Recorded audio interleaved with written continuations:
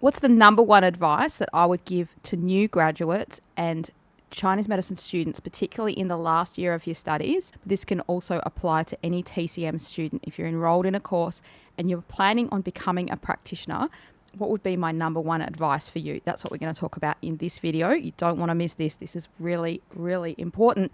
And it's not something that schools will tell you straight off the bat.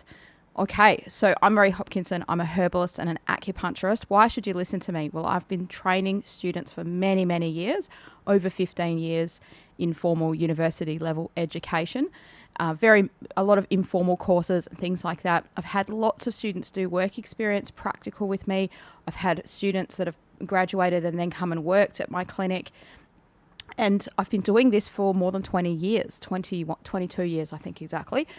I love Chinese medicine and I want to see our profession thrive. And one of the common things I see is students graduate, they're passionate about it, and then they just don't practice. They don't get into the practice for a lot of reasons. And I think that this one thing could really help you. Now, I'm not going to be one of these people that goes, oh, this one thing, when is that bloody one thing? I'll tell you right now.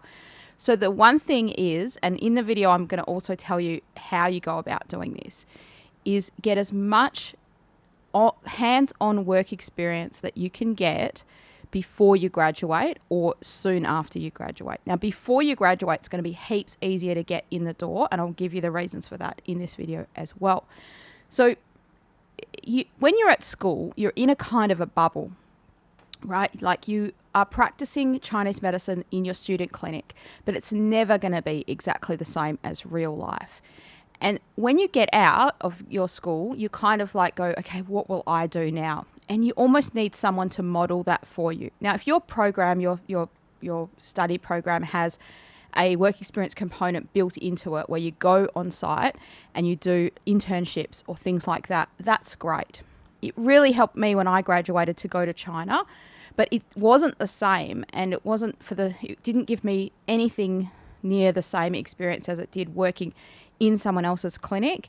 And I wish I'd known this advice before I graduated. And I kind of actually had, looking back, I did go and visit a couple of clinics before I graduated, because two of my teachers were very open to that, and they encouraged us to do that. And they basically said, yeah, you can come to my clinic. And I'd only done one day of observation with one teacher that I had.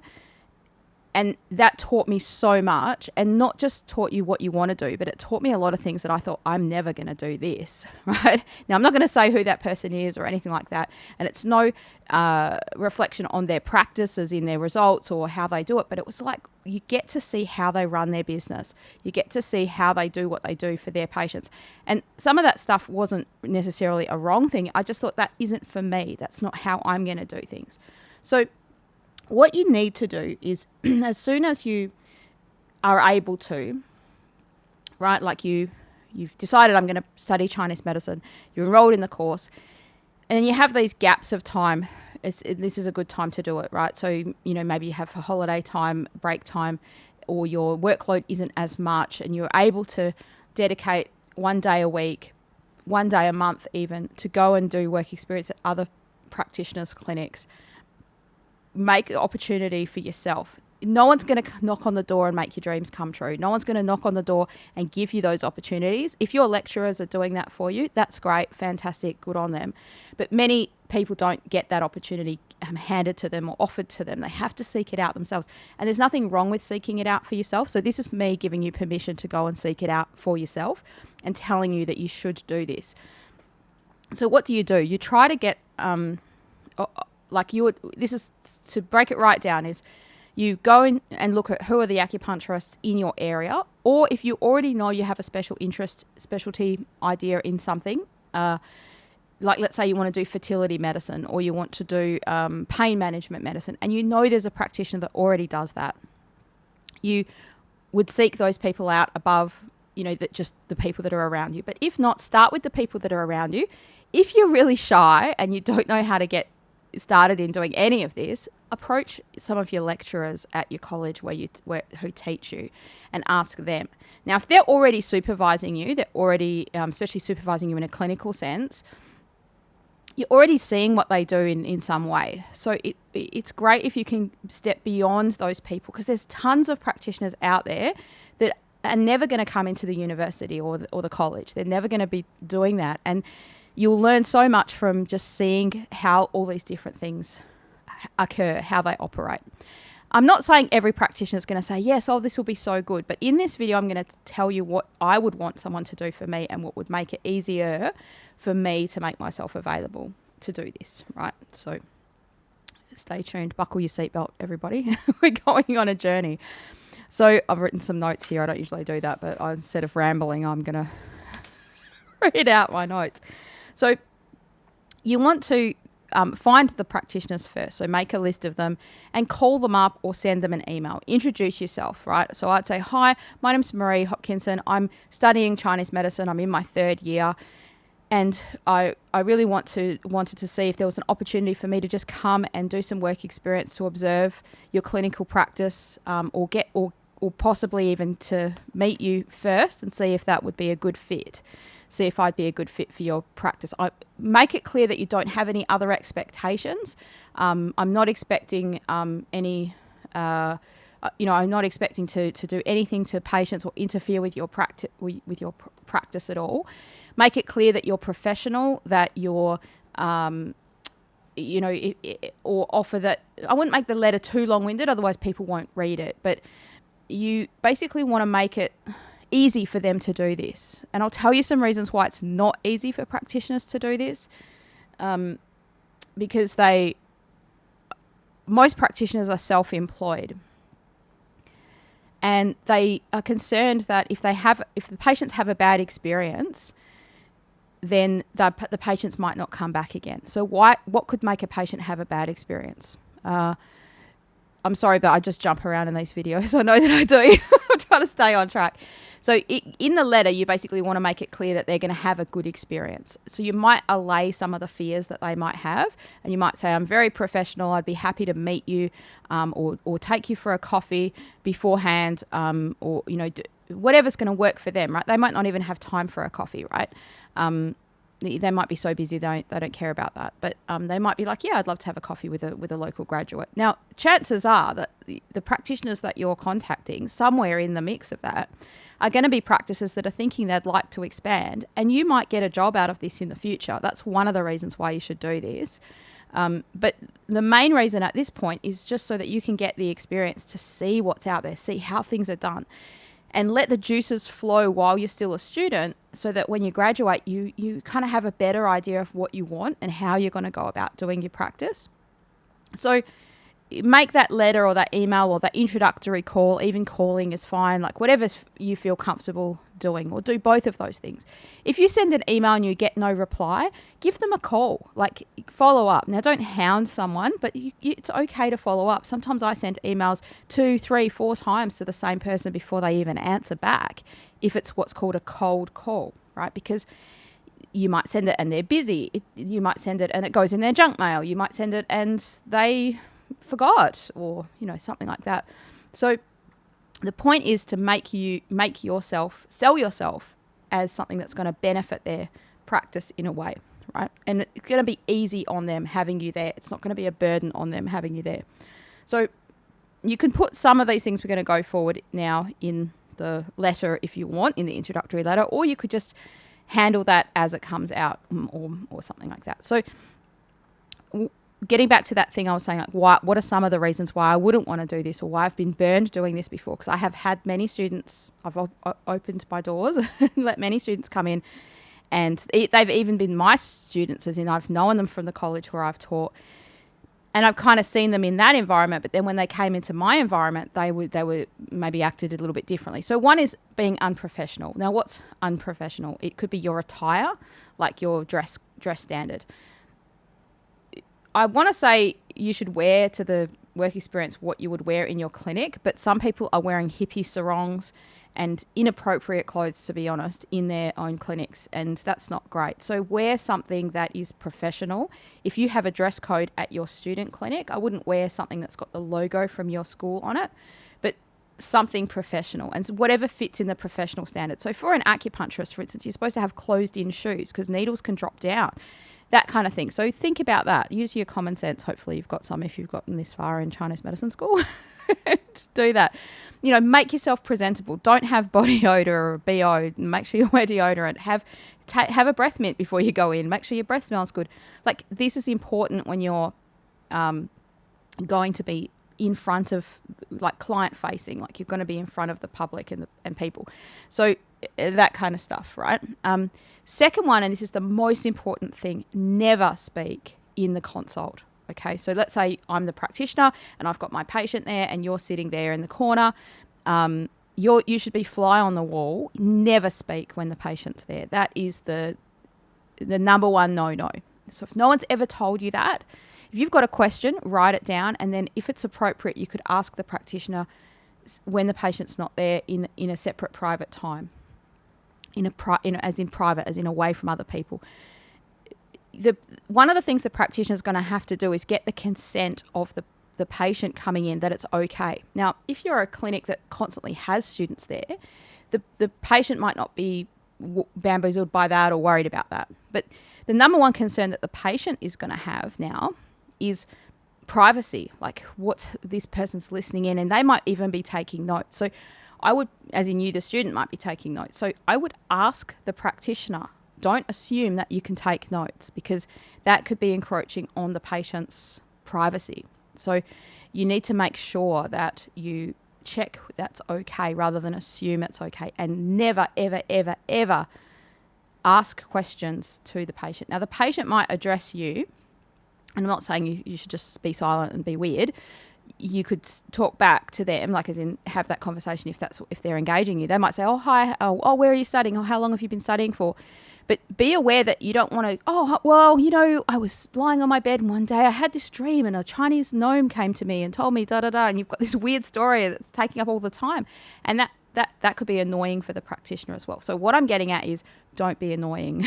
If you're not sure, check yourself before you wreck yourself. Like, be aware of these things, okay? So try to be more self-aware.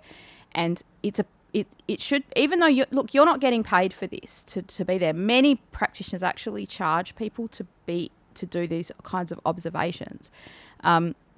So be thankful that you don't have to pay for it, or even if you do have to pay for it, it's not your right to just interject with questions and things like that to the patient. So pretend as if you're not there. Just don't interact with the patient unless they interact with you, and if they do, keep it to a minimum. So the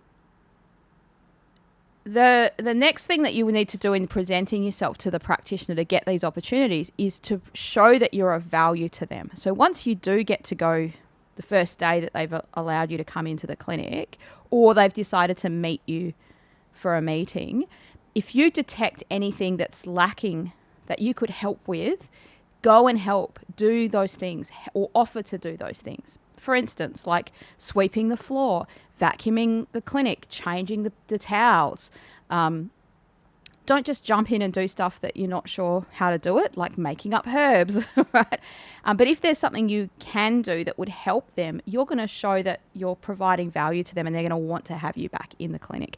What I'm getting at is, don't think, oh, that's beneath me. I'm not here to fold up their old dirty towels and, put them in the washing basket. I'm not here to empty the garbage cans. But if you do that stuff, that's not why you're there. Like, you're not there to empty the garbage cans. But if you do that, that practitioner is going to think, man, every time Marie comes over to my clinic, it just makes my life easier. I feel better. I go home and I'm not as stressed because I didn't have to empty the garbage cans, or they were just, they were just there. They weren't so taxing on me. So your job is, obviously you're there to learn, but your job is to make that practitioner have a really great experience, so they're going to want you to come back. Simple, right? I use this trick or this psychological tool a lot when I've been doing job interviews. And so I learned it from another practitioner, another entrepreneur, right? So he uses the keys drop thing. I sometimes drop a pen. So this is like, let's say you're walking to the office or wherever you're going, you've got, hi Johnny, come in for your interview, or coming in somewhere. I will purposefully drop something. Sometimes I just drop things anyway, like so he doesn't drop their keys from time to time. But you make a point, if not, it's like, oh, bonk, here's my keys. But like as if you fumbled at the door, like this is what this guy would say. He would go to the door and he would sort of like fumble at the door and accidentally drop his keys.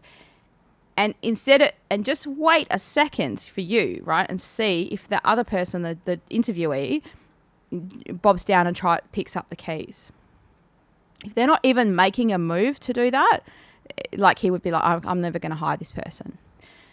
So it's a trait, it's a character trait to be someone that will do whatever it takes. There's no job beneath you. So some people would be thinking, well, it's not my keys. Why should I bend down and pick them up? I didn't drop them. And that's completely true. But you're showing in that moment that you can be of service to that person. So you can, I'm not saying you do this where you drop a pen and see if the practitioner picks it up. But I'm saying if an opportunity like that occurs, be it by design or by accident, if you jump in and you're showing that, hey, well, I'll do whatever it takes. I'm here to serve you. I'm here to learn from you. There's a kind of a respect in that, right? So, doing that. Now, this could be awkward for some people because they're not used to acting like this. They might not know how to do this kind of stuff. That the practitioner that you're following might be a lot younger than you. Some people go into Chinese medicine school and they're already 30, 40, 50, and the practitioner that you're wanting to train with or observe might be, I don't know, 25, 30 or something like that. I don't know. So you have to get over that.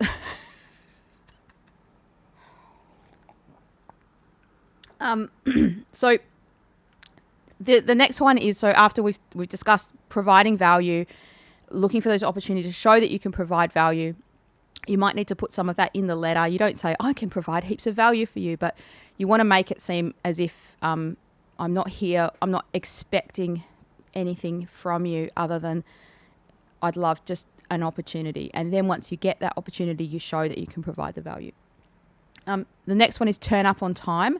I wouldn't turn up super early because that can also be really demanding, right? So 5 minutes early is fine. Half an hour early is too much. If I have a student that comes to my clinic and there's gaps with no patients, they're often eager. And I'm not saying don't be eager, but they're asking questions. You also as a practitioner want them to have a good experience, hopefully, right? And so it can be draining for you having someone else in your space. I have also had a lot of work experience students from high school that have no interest necessarily in doing Chinese medicine, but they might be interested in, I don't know, something else about my business. Maybe they're just there because they need to fulfill their quota, but I want them to learn something. So because I'm a natural teacher, it's demanding for me to have someone there in my space all the time. Like I wouldn't be able to just sit there and make a video. Like now I'd be sort of wondering, what are they doing? And what I'm getting at is it can be taxing for them. So don't make it extra taxing by rocking up half an hour early. Come 5 minutes early. Don't be late. If you come late, let's say that you say the practitioner says be there at 9, or they say the first patient's at 9, and they've already taken that first patient in, it's going to be awkward. You get there at 9:10, and then you're knocking on the door, and the practitioner hasn't had time to introduce you to the patient and all that sort of stuff. It's really awkward. So make an effort to be there on time. And I mean, if you've got no way of knowing how long it takes you to get there, aim to be extra early, but don't hang outside the clinic expecting to come in that early. Go get a coffee and come back, or whatever you do, right? Go for a walk. Okay, so why would you want to do all this? Why would you want to go to this effort to get these opportunities? What will it do for you? And what should you be looking for, and what should you be doing in this time? One of the biggest things you can see is how they run their clinic, how they run the business side of the clinic. Look at the systems that they use. Are things flowing smoothly? Are the people generally happy that are there? If there's a receptionist there, are they happy? Is there always a kerfuffle with something that could be better done? Please don't go and tell that practitioner, oh, you should be doing this better, and I've noticed a kerfuffle every time. Like, pick your opportunities and your moments if you're ever going to have that conversation with them. But you're looking at things that you might think, I'm not going to do that for me, or like you might even notice stuff that's unethical in their practice, right? That you think, I don't think I would do that. I don't like the way that they do that. But you also might find some really good gems of what you do want to do, and you think, wow, that works really well. I've never seen that showed like that, or I've never heard a practitioner explain Chinese medicine to a patient like that, or they might have had to handle a difficult case where the person came in and they weren't getting better.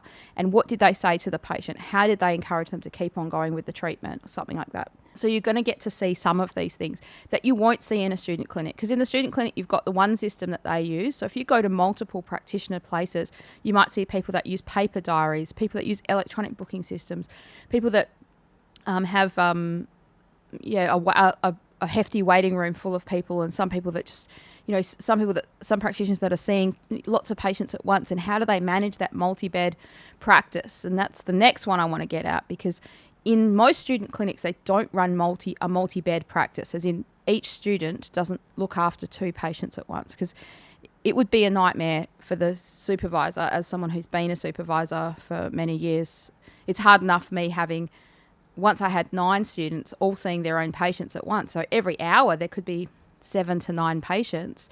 And then imagine if each of those students had 2. So there you've got 18 patients. So I get that I'm not trying to have a go at schools, because it's not possible for them to do it like that. But when you're out in the real world, most acupuncturists, if you're not doing Chinese herbs and you're just doing acupuncture particularly, and some people who do herbs and acupuncture run like this as well, will have 2 or 3 patients an hour. So they'll see a patient every half an hour or every 20 minutes, some even every 15 minutes. How do they do that? How do they manage that? How do they manage that flow? That is super exciting and interesting, right? I've had graduates that have been really good academically that have come to work in my clinic, that not all, but a few that come to mind, that really struggled with seeing more than one patient at once, because they'd never tried it before, and they just couldn't capacitate it in their mind. But I'm not saying it will alleviate all that issue, but it will definitely help you if you see that modelled, if you see that people doing that before you get in and actually do it yourself. What systems work really well, what systems don't work really well. And then you're also seeing the results from different treatments and different treatment styles. So some practitioners might use a lot of cupping or gua sha or bleeding methods or moxibustion or herbs or external use herbs, and different things that they might do, or they might be very well known for certain conditions. You might have a practice that sees a lot of patients for tinnitus, or a lot of things like a lot of sports injury things. And you'll just get a variety of different kinds of patients coming in that you wouldn't see usually in a student clinic environment. So it's very valuable if you can do this. I get that it's another thing to do and you're like, oh, Maria, I'm already studying, I'm already busy. Even if you do this for 2 or 3 practices, you will learn something. Now, some practitioners are not going to want you to come into the treatment room, especially the first time you come in. So again, going back to that, I'm here to provide value for you. It is still valuable for you as a student to not go in the treatment room, to watch what they do outside of that. Now, yeah, okay, if there's not much else going on, you might have to sit there and read a book or do some private study or something like that. But be prepared to do that and realize that, okay, I'm still going to learn something by being here. It's not a waste of your time. How do people pay? What are the processes in that? How do people book in? That kind of stuff. And there might be some gaps or some downtime where you can ask the practitioner some questions and things like that. So like being of service to that practitioner would look something like this. If there's a bit of space, would you like me to make you a coffee or a tea? Is there anything else I can do for you? Have you got any, if while you're with those other patients, have you got any little jobs that you'd like me to do? You can put stamps on envelopes. You can write out patients' birthday cards. You can, I don't know, there's a lot. I always come up with little jobs for people to do. Now, I wouldn't encourage students to come. Please don't watch this video and hit me up. That's not why I'm making this at all. Thank goodness most people that watch this don't live in Perth. They live in other countries usually.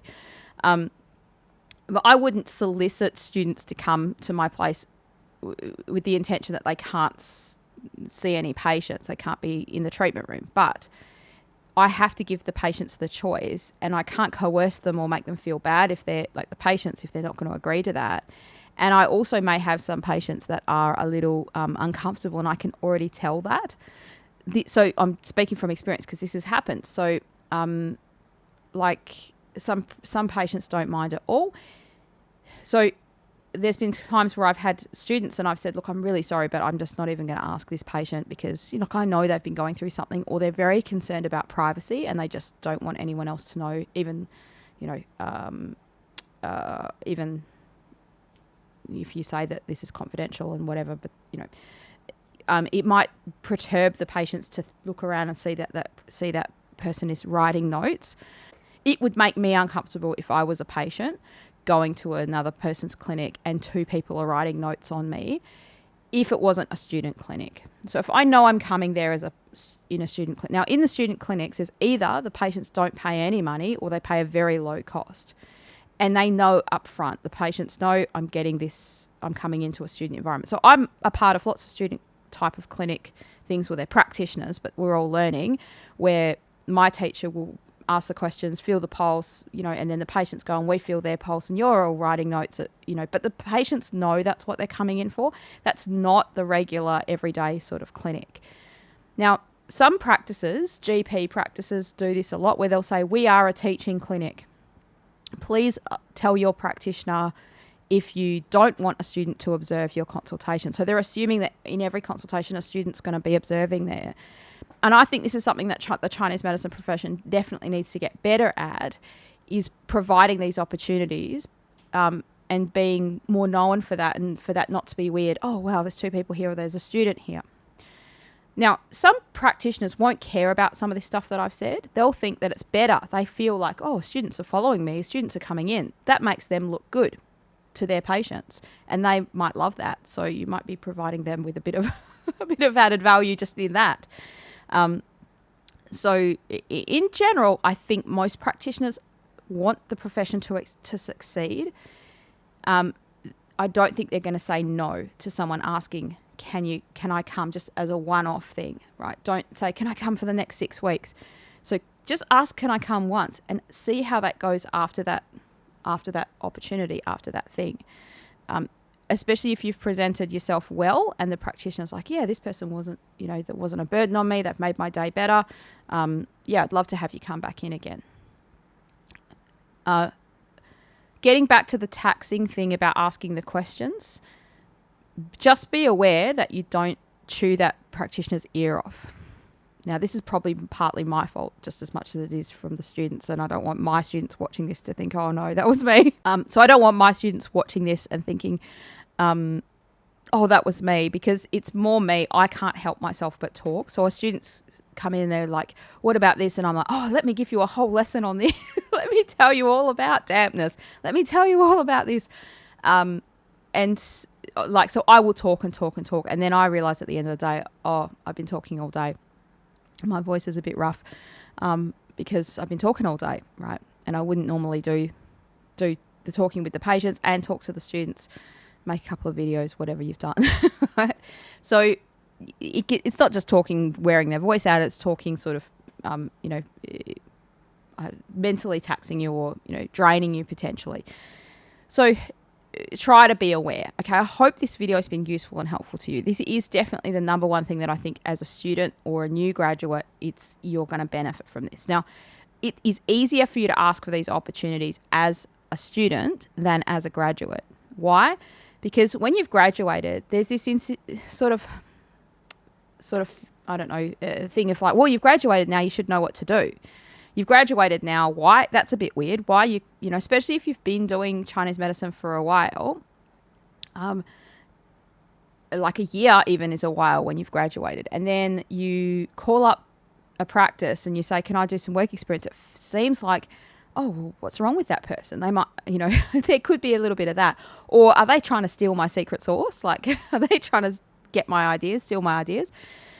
So it's better if you do this as a student. You'll be able to get away with it in a way because you're a student. Like, I'm learning. Now you're still a student when you graduate. You're a student of life and all that jazz. But that's why I think it's easier as a new than as a new graduate. It's easier as a student. Now you might form some relationships with practitioners that continue on in that experience after you graduate.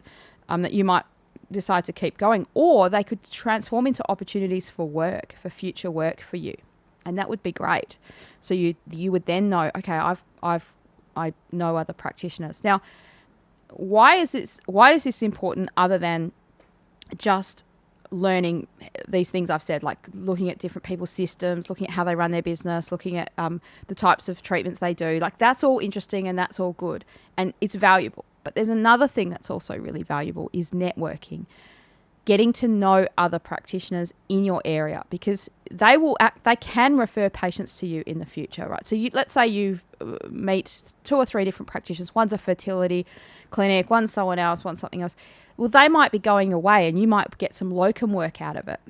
They might be going away and they might be like, oh yeah, I remember like so-and-so is only just graduated and they've set up their own private practice nearby. I'll refer some patients to them while I'm away. So my patients can be looked after, knowing that they're going to look up, like they're not going to sort of, steal them out of my practice and still send them back to me when I'm back. That kind of thing works really well between practitioners. Or locum work means you come in to their practice and you operate from within their practice, like as a subcontracted practitioner, as a locum practitioner. They might go away for 6 weeks. Like, it's really hard for acupuncturists to go away because you have lots of people that rely on you. If you're a single practitioner in your own practice and you're like, what are all my patients going to do when I go away? And many practices around there are already busy. So that patient's now got to try to squeeze into someone else's practice who's already busy. Whereas when you're a new graduate, you're not usually that busy. So, and you're grateful for those patients and that work. So it can be really good. It can be very good for that. You might then develop into a special area of interest, practice that's not them. They get patients that fit what you do. They send them to you in the future. It might develop into a relationship where you've got another mentor, someone that you can ask, hey, I'm really struggling with this. What would you think about that? Or, hey, I'm signing a lease for my business, and they could help you, maybe just give you a heads up. Hey, watch out for this, watch out for that. Make sure you do this. Like, that is invaluable, right? Which means it's like, how else are you going to get that mentorship? It's really hard without relationship. So that's where it starts. Many of these mentorship relationships can come from lecturers that you've got in college. Again, if you've got a lecturer that's in a college and that's all they do, they don't run their own business, they wouldn't have that much advice to give you, maybe because they haven't signed any commercial leases or they haven't dealt with inter-practitioner conflicts as much as someone who's out there doing that all the time, and that's that's what they do. So I hope this has been useful and helpful to you as a potential hopefully a potential new graduate, a student of Chinese medicine. When should you start doing this? Like, you could probably start doing this as soon as you've got some clinical knowledge of Chinese medicine. So if you've started doing your own student clinic yourself, I mean, even in first year, you're going to get some benefit out of it. But if you're in that final year, your brain is kind of switching over from, okay, I'm not just going to be in the bubble of being in my school all the time. I'm going to have to think about, what am I going to do for myself when I graduate? How am I going to run my business? Am I going to be by myself? Am I going to be with other practitioners? It's normal for people to spend a few years working with somebody else or working for someone else in a busy practice already, and then branching out onto your own. That's a common pathway that people take, and doing these work experience things would provide opportunity to do that. So I want to make this video because I'm not sure whether colleges encourage you to do that. At the college where I'm at, some students just seem to naturally do that themselves, and some don't. Like I'm sure that that's the case with all colleges, right? With all students, right, all over the world. But unless your college has a dedicated program where they're like, okay, you get a credit for going out and doing this, many students just don't think about doing it. They don't realise what opportunity they could have from doing it. So I hope this has been helpful and useful to you. And if you are studying Chinese medicine, you got this far, hopefully you probably are. If you've got this far, well, good luck with your rest of your course. I really hope you do well. And if you've got a question about Chinese medicine, put it in the comments. I usually reply. I might make another video about something if you've got a question about something Chinese medicine related. All right, that's enough of me ranting on. Take it easy. I'll see you on another video soon.